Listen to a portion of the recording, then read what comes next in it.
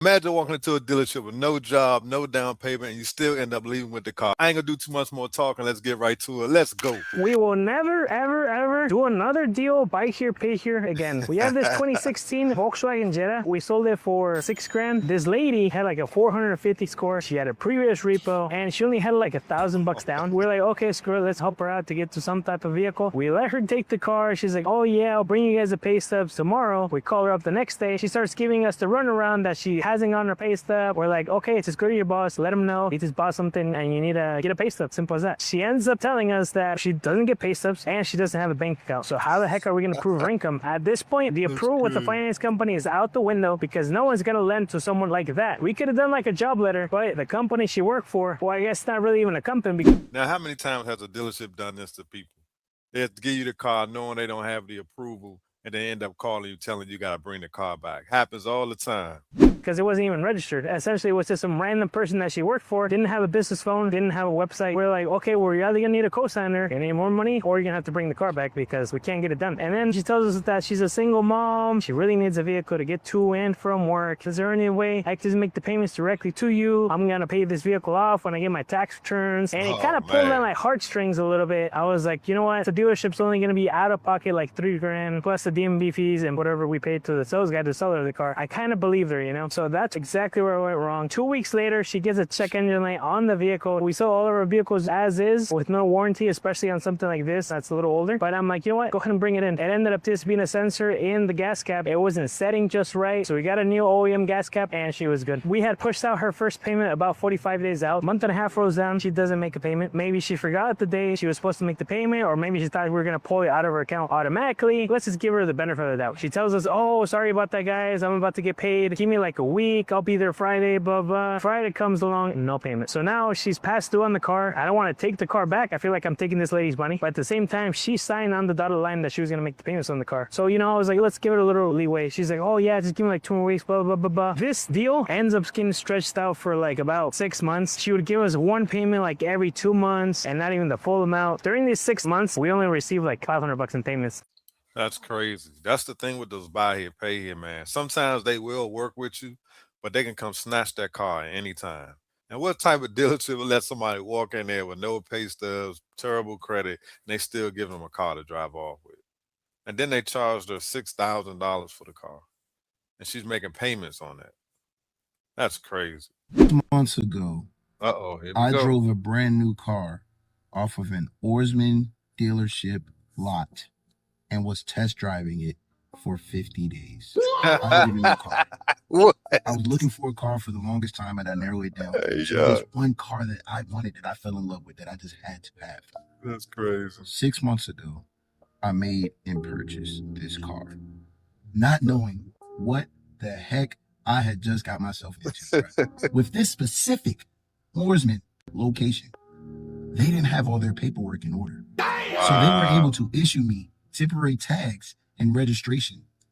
But as soon as those tags and registration went dead, the problem was they had sold me a car that had a previous lien on it, and they didn't pay the lien off before. That's crazy.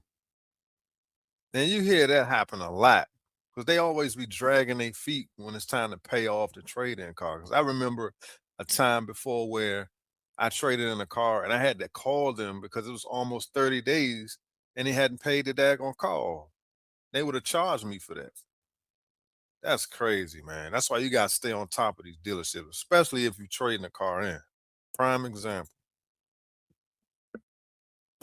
They actually sold the car. They Desperate to didn't sell it. even tell me or make it known that this car that I had in my possession, that I was purchasing, that I purchased, had a previous lien on it, which stopped them, which delayed the process for them getting the title Right, in yeah. my name. That's I was crazy. driving a car that I didn't own the rights to. But That's I'll tell you what Oarsman in Rockville, Maryland, Volkswagen location did. doesn't matter Cash that anymore. check. That is a violation of consumer protection rights. Wow. I went to the NBA and I did all of my research. If you don't know, when you buy a car, the dealership has a set amount of days Yeah. that they need to get the paperwork to the NBA so Yep. that the car can be put in your name and you can actually renew your registration and get your hard tags. The dealership can issue you tags for 90 days. Anything above that, they are breaking the law. Now, this is for Maryland. I don't know about other states. Another thing, the dealership has a 30-day window that they need to process all of the paperwork after the point of sale to get to the NBA. That's why they always say get your 10-day payoff, because they know they're gonna drag their feet. I'm telling people, man, please, please stay on top of your dealer. Because something like this will happen. A lot of times they do that with the loans as well.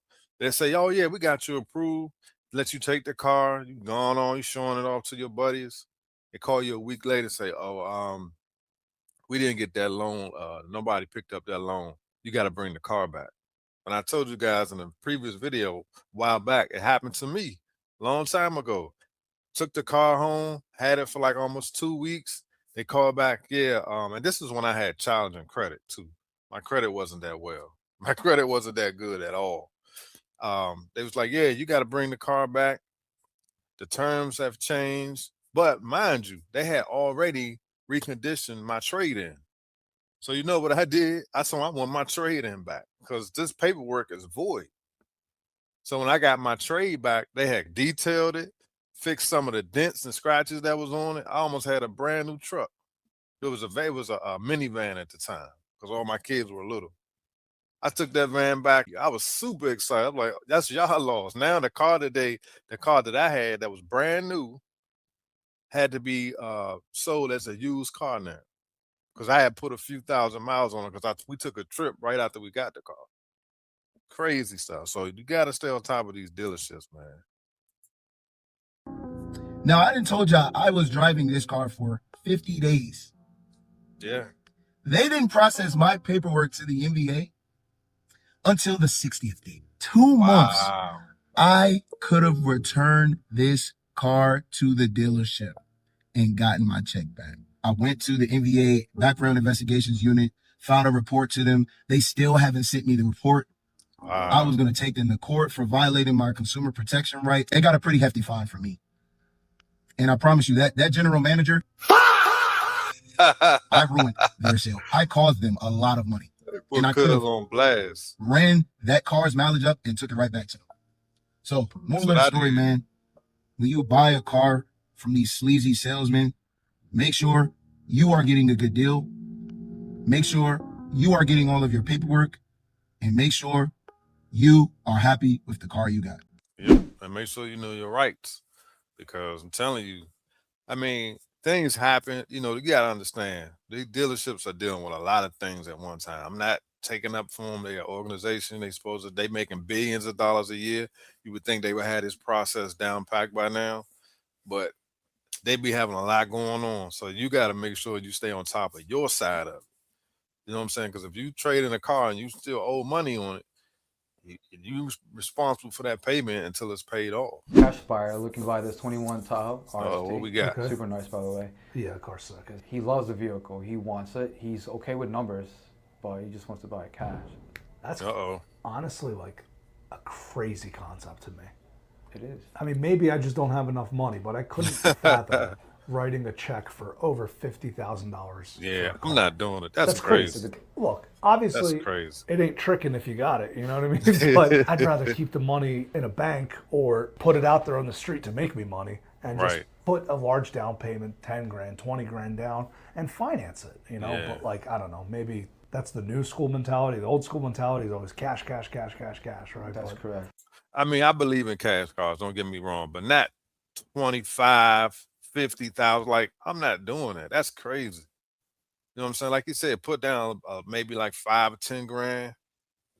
I can understand that, especially if the car is a little expensive. So you know what? I'm gonna put down a large sum of money, try to, you know, just finance a little bit. But 50,000, and then just God forbid you drive off the lot, get in an accident, they're not gonna give you that 50,000 back. You know what I'm saying? So that's a lot of money to put down on a depreciating asset. That's just crazy. Yeah. I don't know. Whatever. I My mean, that's opinion. fine. If he wants to come pay cash, that's fine. But, let's take a deposit, bring him in. Yeah, he's having second thoughts on, just writing a check for $50K plus. Yeah, I wonder why. So he's asking me, what would it be monthly if he would have put $35,000 down? That's still a lot of money, man. 35,000. It's Yeah, still he did the a lot app. of money. You take a look. He's got great credit, so he's financed things in the past. Well, It's not like just he's just finance buying cash. He's got a mortgage, no auto loans though. I guess he's always bought his cars in cash, but credit union's probably going to be our best bet with $35,000 down. Let's pencil it at 7%, like $400 a month. Just go.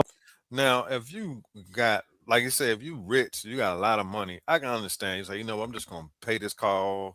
You know what I'm saying? I don't have to worry about no payments. I can understand it. I'm just talking about like the average person. If you come into some money, 50,000, don't take that whole 50 and put it on a car. That's ridiculous.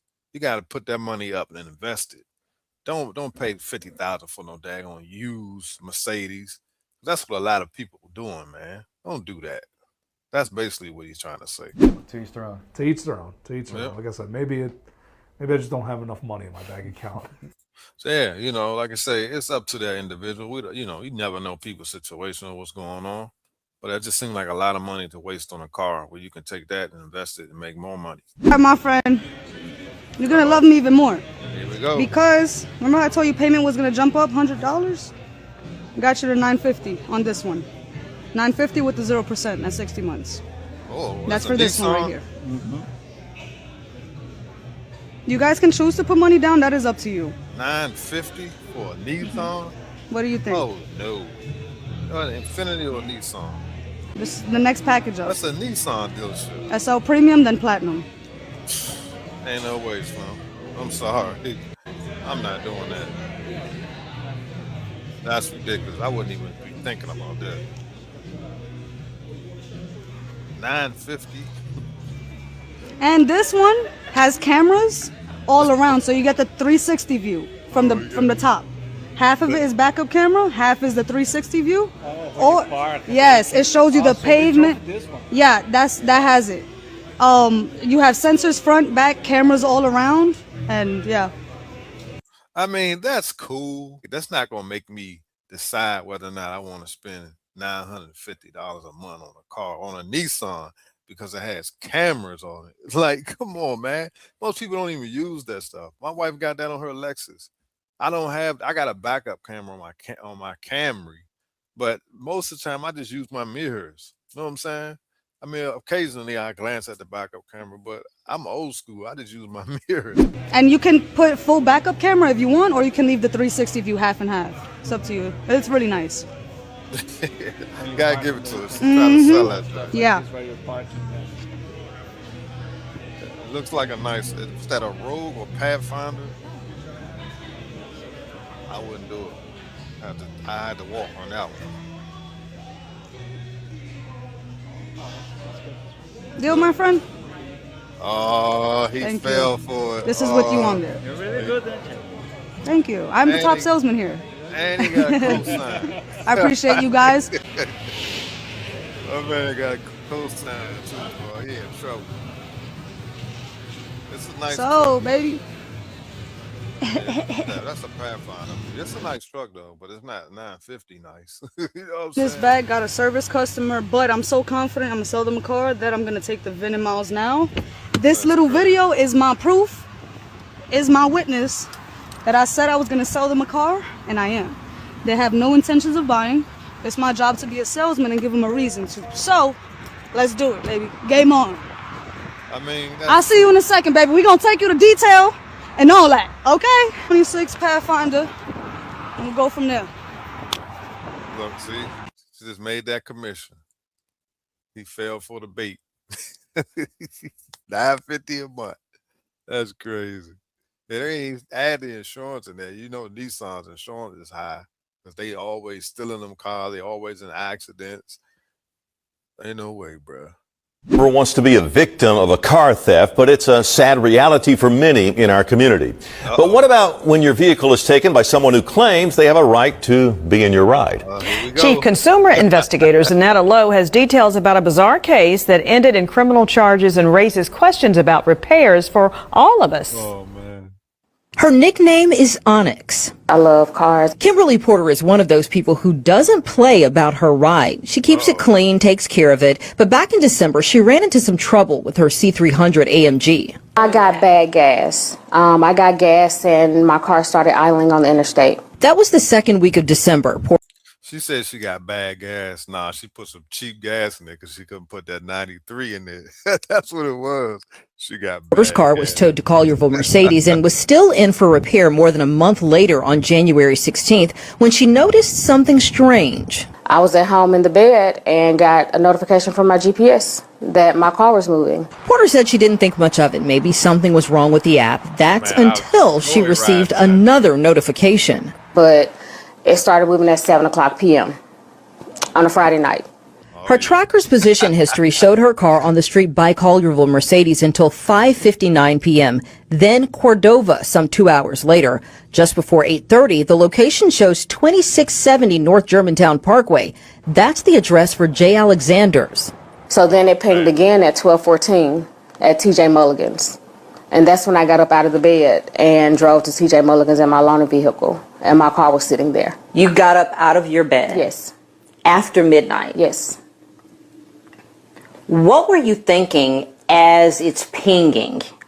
My man was out joyriding in her Mercedes. That's unbelievable, bro. That's the main reason why a lot of people don't like leaving their cars at the dealership. You know, you gotta have a kill switch on your car these days, but a lot of times they know how to get around that. So it's like, what can you do? I know in my Dodge Charger, when I used to take it to the dealership, I could put a PIN code in. You had to use that code in order to drive the car. I think over 3 or 4 miles per hour. If you didn't put that code in, you definitely wouldn't go on and past 5 miles per hour. I'm thinking somebody stole my car from Mercedes. In the parking lot of TJ Mulligan's on Houston Levee, roughly 14 miles away from Mercedes-Benz of Collierville, Porter sees her car. She used the spare key to unlock it, then called police. They unlocked it, asked me if a coat that was inside was mine. I said no, so they took it out, and the gentleman's ID was inside of the coat pocket, his passport. That's when Porter said she got her first clue about who was driving her car. One of the police officers was like, I know this guy. He works at Mercedes. And I instantly got pissed. Because that's when reality set in. It wasn't a thief who'd stolen her car from the dealership after all, but rather someone at the dealership who'd taken her car. So you're telling me that there's a worker at Mercedes driving my car? Just imagine how much this happens and we just don't know about it. People out riding around in your car if you leave it at the dealership. It probably happens a lot more than we think. But some of them are so used to doing it and so good at doing it, you will never know. That's why you also should document your mileage when you drop it off. I always take video. I walk around my car, take a picture of the mileage, all that. Or something like this gonna happen. So they forced me to get back in my loaner vehicle. I had to sit there until they went inside to bring him out, and they brought him out in handcuffs. Porter said the technician told police he had permission to drive her car, but she says when MPD called the service manager, he said that wasn't true. He said, no, he's not supposed to be in your car. And so I said, yes, I would like to press charges, and that's when they arrested him. Derek Wynn was detained by Memphis police until Collierville police arrived to take him to jail, where he was booked and charged with theft of property. Wow. I take my car to the dealership because I trust the dealership, but this is where I'm at. At 1 o'clock in the morning, I'm sitting outside TJ Mulligan's because he's outside joyriding on a date with somebody else in my car. And drinking, according to court records obtained by WREG. The CPD officer wrote Derek Wynn was intoxicated when he was taken into custody as he had the odor of intoxicating beverages emanating from him. This Bama went and picked up a little breezy, was riding around her Mercedes faking like it was his. That's crazy, bro. God forbid he had a wreck or killed someone. He was drinking. Then Porter says things went from bad to worse when a representative from the dealership called her the following day and said her car was ready and she needed to pick it up immediately. They literally told me, if you don't have our loaner vehicle back here by 6 o'clock, we'll report it stolen. And Porter says that was after they asked her to drop the charges against Wynn. He said that we really need you to drop these charges against our employee. He's a really good kid. I said, excuse me? Porter says she pressed to find out why Wynn was in her car after hours. She said the general sales manager told her repair orders signed by customers authorized technicians to drive the vehicles to diagnose the problem, and it's something they do all the time. You do what all the time? You drive people's cars all the time? You bar hop all the time? Like, that, it's not okay. He wasn't just test driving it to see if it was working. He was out over 5 hours. In addition to the theft charge, Wynn is also facing a civil case filed by Porter against him and the dealership. Well, that is true, though. I mean, they do have to drive the vehicle to, depending on what you took it to the shop for. I mean, if you took it there to get the brakes done, of course they're going to drive new tires, anything like that where the car has to move. They're going to test drive it. I mean, I'm okay with that. I get it. A lot of times they just take it a few miles up the street and bring it back. But my man was out with a little sweetie on a little date faking. So that's crazy, man. But hey, I don't put nothing past anybody. You know, you got a Mercedes, you're gonna take it to the dealership, especially if it's under warranty. Expecting them to take care of your stuff, man. But at the end of the day, it's just a car, you know. Hopefully, you know, she got insurance, and she'll probably, you know, they'll probably take care of it. She'll be all right. So if you like this video, guys, leave a comment, hit the like button. I don't know, lately YouTube, I need YouTube to push this video out to more people. Recommend this video to more people, YouTube. Hit the like button, subscribe. Appreciate y'all watching. I see y'all on the next one. Peace.